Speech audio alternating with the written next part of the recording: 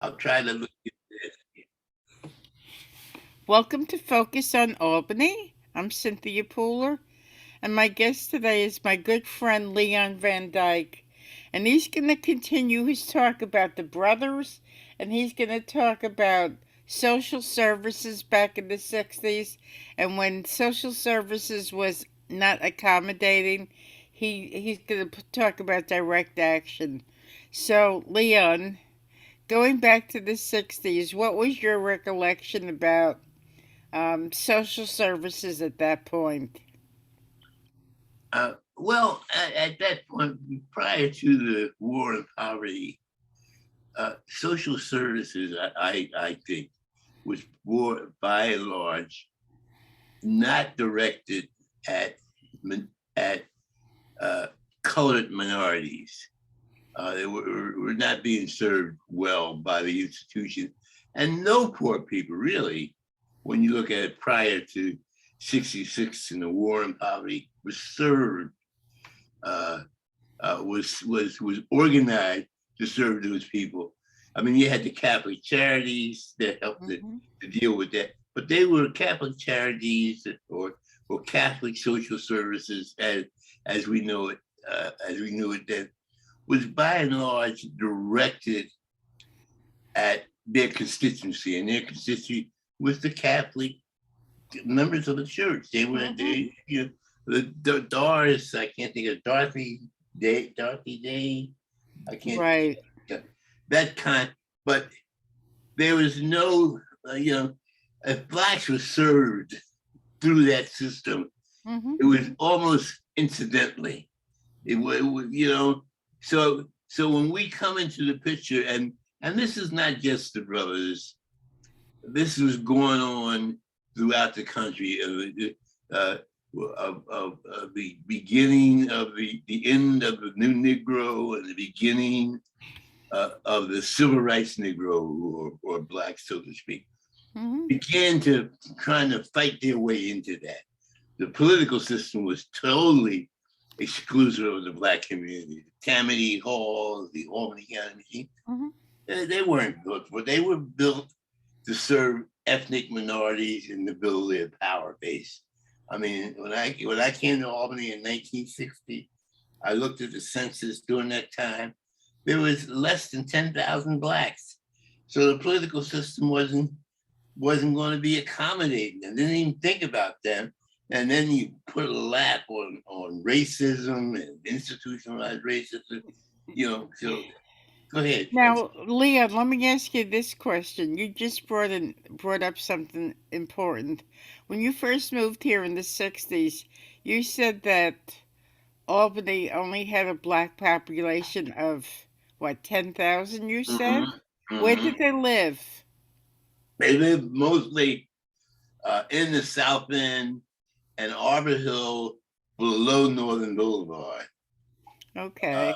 and in fact, when blacks tried to uh, um, uh, move across Northern Boulevard, they were received hostilely. And there's this well-known case of John Jennings, who was a black lawyer who worked for the machine, who had to sue. His house was burnt because he tried to move above Arbor Hill. I mean, move above Northern Boulevard at that Mhm. time, and he got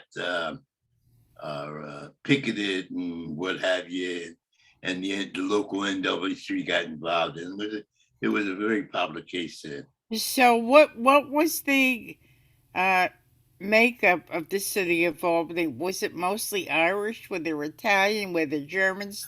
There were Irish and there were Catholics, and down where I lived at the time at the Black City, this had been recently an Italian ghetto. That's right below the mall, Madison Avenue, Lombardo's, that area, Trinity Right. Place, and further down there were blacks. And then Okay. there was a black, quote unquote, uh, so-called middle class that lived in Arbor Hill, uh, and uh, uh, and that was the two largest black communities. All the other places in Albany uh, was a little lily white, but it was a small enclave almost. Okay, let me ask you this question. The Empire State Plaza dislocated many, many Italians, right? That's right. So when they were being displaced, the small population of black people in the city of Albany, were they up in arms about it, or were they kind of, oh, gee, that's too bad? Yeah. I think the latter. One, what they displaced, the mall displaced really, was an older uh, Italian population. That population that was left in the South End was Italian, yes, but it was older Italians. The younger Italians had, by this time, like in most cities, had moved out of the ghetto. The Italians that we're talking about is that when I came here in 1960, that that community that was Italian and people thought of as Italian because the Italian stores are still there, the Italian restaurants are still there, the church that catered to Italian people, but it was an old, which that had old Italian that had moved. The younger population had moved and had moved out to the suburbs. So what you had, I guess one more point. So what you had, that population down there, the majority of people in that population that were removed were blacks, but like they were silent because nobody paid them any mind. But that's Mm-hmm. what, because I lived on Trinity Place there, right? Mm-hmm. Right in the heart of that community. And the overwhelming majority of people in that community, from when I came in, were black. You still had Lombardo, you still had Cafe Capricia, Mm-hmm. you know. So people still thought of that as an Italian community, but it really Mm-hmm. wasn't that by that time. In fact, 66, when they had the Italian festivals, because those ideas are hard, what you go, is the Italian festivals, uh, they didn't have the Italians, the people, blacks and whites who came back to the community for the Italian festival. By 67, they had stopped the Italian festivals because they didn't have any more. Now, did you see the movie, Mary Paley's movie, The Neighborhood That Disappeared, about the dislocation of the Italians who I, I, went? I didn't see that, but I know about it because Mary and I talked about it a lot. Uh huh. And I told her the same thing when I'm saying to you. The Italian community or the white community had moved. The urban renewal, and there's a number of books and articles about this. They came back for the Italian festival, but there wasn't. By the time I moved there, the whites had began in maybe right at the Second World to move from the inner cities to the suburbs because Mm-hmm. they got the money, they got the federal grants and the federal loans, which as you know, and I know that Greg knows very well, blacks were not accorded those loans, so they didn't move out there with that way. Mm-hmm. But what they called the Italian community then, what time was the Italians still had the businesses there. They had the sub shops, and they had in Albany, you had, as I said, the Capriccio and Lombardo's, Mm-hmm. but they were long gone because Trinity Institution, who served that community, and so what you go, they were not serving poor Italians anymore. They were serving poor blacks. Mike, they still, the executive director of Trinity was a good friend of mine who I love, named Mike Nardello. He was the executive director there, but he was serving blacks. He wasn't serving, but was in the minds of people. And I know when Mary and I talked about this, I think she said, "Is he crazy?" But it was really no Italians living in those neighborhoods anymore. Okay. Yeah, but it was, you know, but they had moved out with the wage, and this is true in Philadelphia, where I'm from. The whites had moved out of the inner cities and moved to South Jersey. You Wow. know, yeah, they, but the stores and everything were still owned by Italians. Mm-hmm. The Catholic, I can't think of the name of the church. It was down the off of Madison Avenue. I think there's a community radio program. St. Anthony's. St. Anthony. That was close. I knew, and the Catholic church that was in the South End, the big, it was Father Hubbard and Father Young and Nellis Tremblay. They had a church but didn't have any people in it because it all, and so they were serving blacks, and they were very much involved in the brothers. But they were long gone. St. Joseph Church, and that's true in Albany, in Arbor Hill. St. Joseph never had a viable thing. It was Irish. St. Joe was Irish Catholic, but the Irish, that generation took advantage of the federal funds, the housing, the loans. I forget what their FDA or FHA. They took advantage of these, and that's what built the suburbs. That's what built the suburbs. Mm-hmm. The federal government, who kept blacks and browns out. It was years later, maybe the end of the 60s, early 60s, that blacks began to be able to get some of those loans. But in the late 40s, after the Second War, blacks were shut out. The black veterans who fought in the war, they couldn't get a loan. So anyway, but that's another story. So the South End, there's this myth about this place, and there were some young Italians that are still there, but for the most part, as I said, when I came in, I lived on Trinity Place. I lived on Phillip Street. I don't know of any white neighbors that I had. Personally, I just don't know. They weren't there. They were, but the owners of these grocery stores, the owners of these restaurants, they were Italian.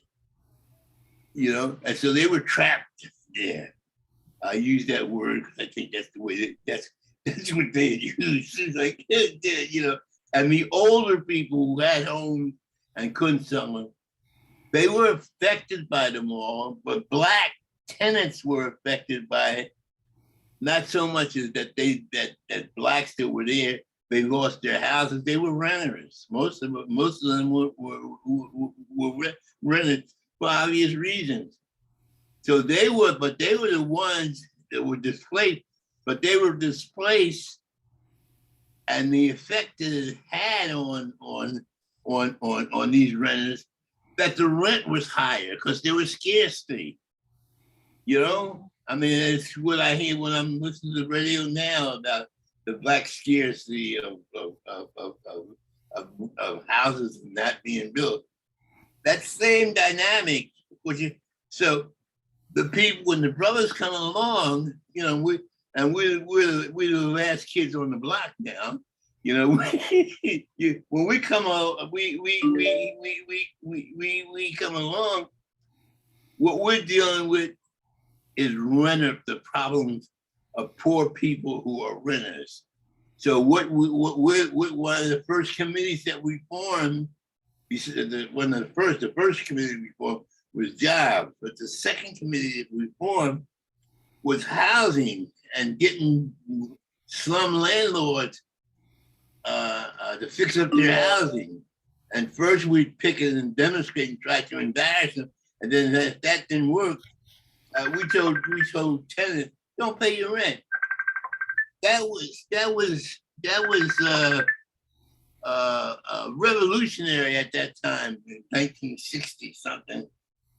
I mean, it's not that it didn't happen before, but in Albany, people were saying that the landlords who were part of the political machinery, you know, I mean, when you talk about local politics and who funds it, this is landlords that fund it, real estate guys that fund it. They were the biggest contributors. And they were also part of the political machine, not just supporters, they were the committeemen, they were many of the aldermen were lawyers, et cetera, et cetera, et cetera.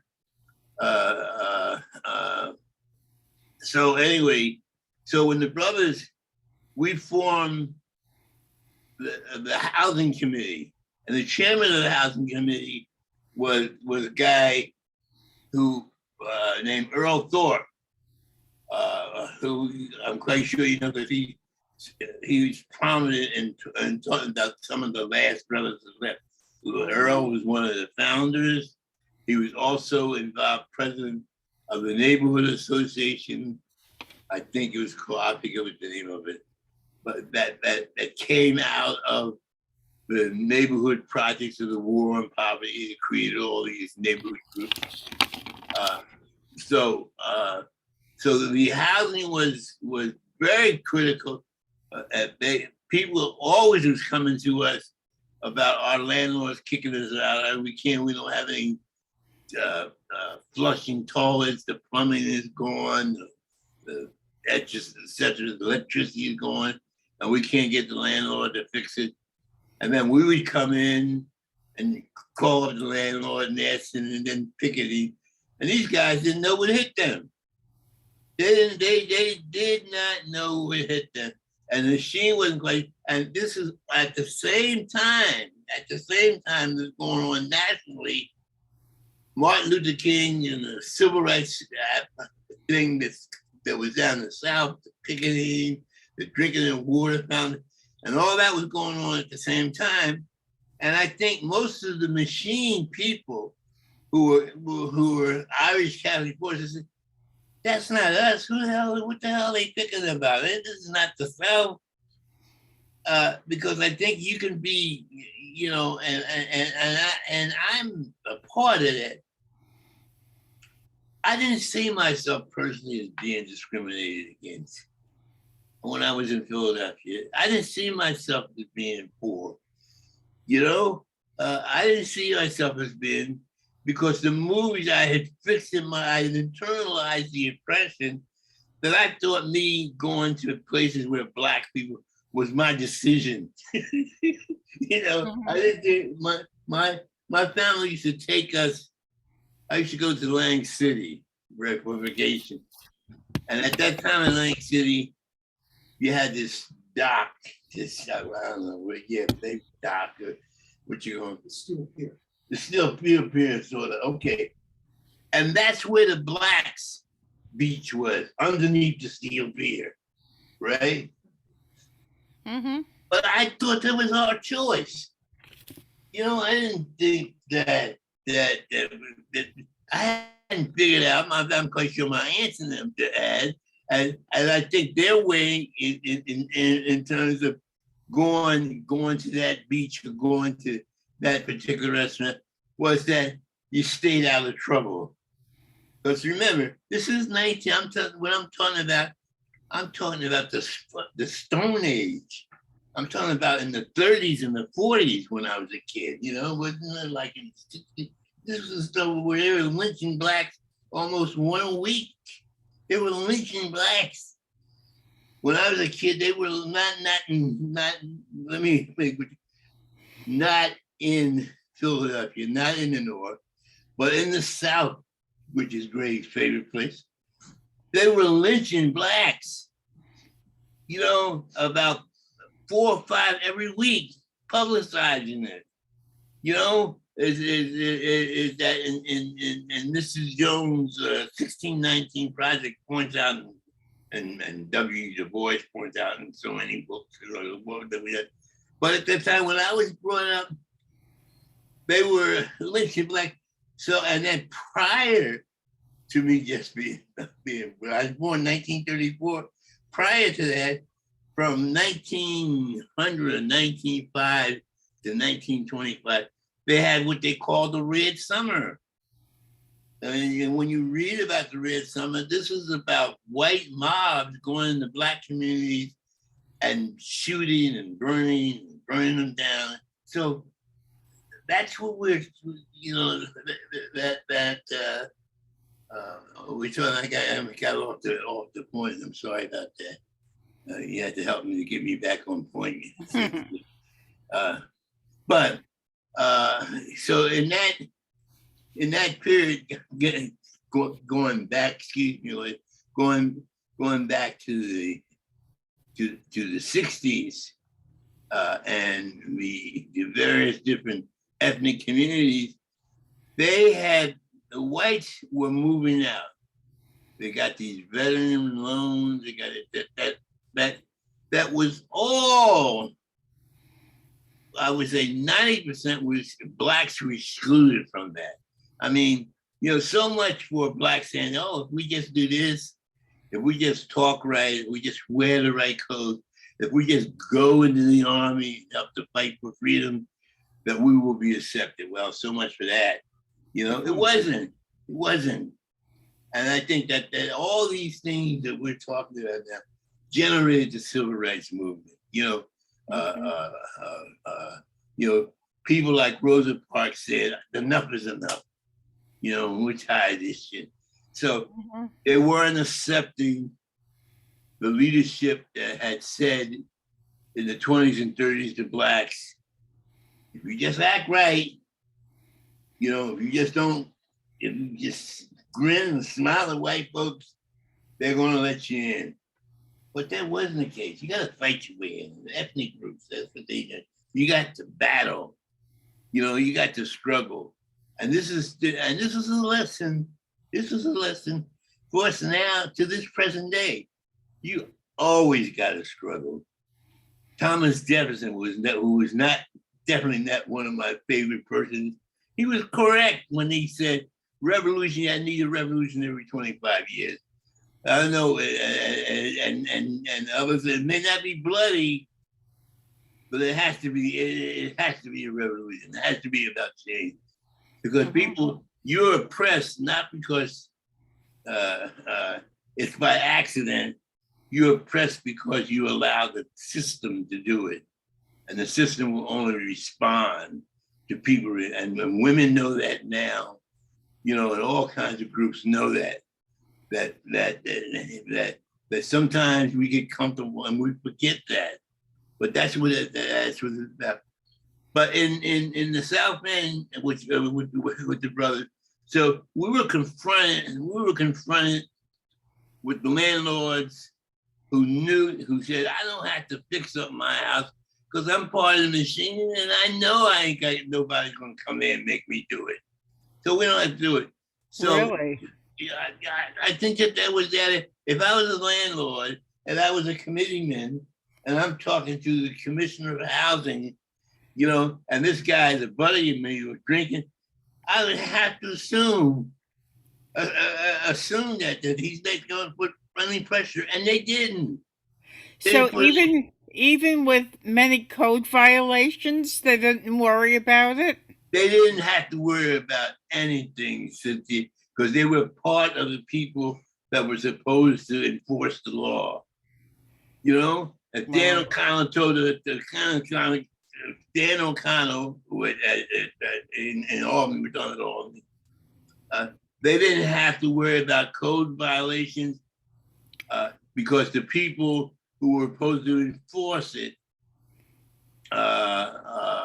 were their friends, were their buddies. They were all partners in the crime. They were complicit, And then if the papers didn't get on it, now in Albany, uh, uh, you had the one institution that was getting on this, and then it had like our buddy Bill Kennedy did, stories about some landlords and what have you, Hmm. and that put a pressure on them. But that only embarrassed them. It didn't make them So, do it. so when there was a landlord who had, a number of houses or one house, whatever, and there was many code violations, and if somebody decided, well, they were going to call the Times Union and ask them to do an expose on it, what was the reaction of the Times Union? Well, one, I don't know of anybody going to the Times. There's probably was some that going to the Times Union and asking them to do an expose. Uh, I don't. I'm not saying it didn't happen. But by and large, somebody more than likely, if they had a problem and they weren't aware about these things, and most of us aren't aware about these things when it's going on, when it's happening to us for a whole lot of reasons. We had to have somebody teach us about them. Hmm. But uh, if somebody what they were confronted with, those who did complain, and they went to the housing, they went to the housing authority, they went to the housing authority, they went to the housing department, who was with the enforcement, and they were talking to people. They were talking to, say, Gray, who was the enforcer, who also was a Democratic committeeman. And they were also talking to the landlord, who might be a Democratic committeeman. So it's the